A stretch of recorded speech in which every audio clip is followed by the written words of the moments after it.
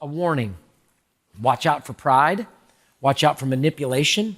Watch out for a pushing of your gifts on others. Just give you a few examples of spiritual gifts, and I'm going to tell them myself too at the end, so don't worry. So if you got a gift and you're a prophet, it means you shoot straight, you tell it like it is, you can see the truth and the lie, and you say truth, truth, truth. That's great. But if you walk into your marriage with a prophet for the next 30 years, you're going to have some problems.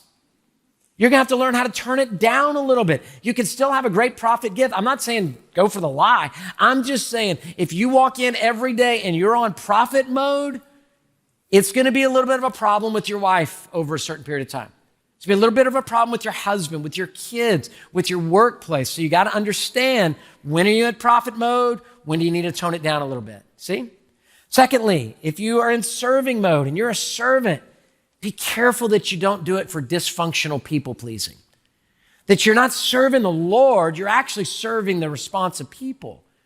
And you're living off those goodwill gestures, and that it was awesome and it was beautiful, and it's some kind of dysfunction in there. Maybe you didn't get the approval of somebody important in your life, so now you're serving to try to get that approval. Instead, serve God and let the approval come. It says in Matthew, seek first his kingdom and righteousness, then all these things shall be added unto you. So maybe your giving is you're gifted at. Well, be careful of giving. You got to give where your right hand doesn't know what your left hand's giving. And you give before the Lord and allow God to do that. That's great. We need gifted servants, gifted prophets, gifted givers as well, discerners, that you can see the right and wrong, but you can't be the judge of every court, okay? Can't be the judge of every court and just lay down the verdict each time in that moment. Now let me tell on me as well. My gifts are leadership and teaching, but here's what I need to know about leadership. Everybody's not asking me to lead at every moment. If you're a leader, here's what you do, two things. You identify things that need to be improved, and you delegate things. Let me tell you how not well that's going to go for you when you walk into the house with your wife or your husband every day. You walk in, and the first thing you do is you identify what needs to be improved. You get the plate. He or she's worked on it, cooked you dinner, and you're there and you're like, boop, boop, boop, boop, boop, boop, boop. What's up with the Brussels sprouts? You know I don't like Brussels sprouts. You've identified something that needs to be improved. Well, you know what? You're going to be at Whataburger next meal. That's where you're going to be. Get all you want on your own, buying your own deal, right? But leaders identify things that need to be improved. That's what leaders do, right? And so, but you can't take that in to every conversation with your kid. You can't take it into everything gets delegated out and you just sit back and watch everything happening. You can't at every leadership vacuum jump in. It's hard on a leader when everybody's talking about, what do you think we ought to do? What do you think we ought to do? And you already got the answer. Well, here's what we're doing. Nobody wants to hear it all the time. Teaching. My family has given me a limit on teaching. Here's what's happened in my life. This has happened. My kids have done this to me.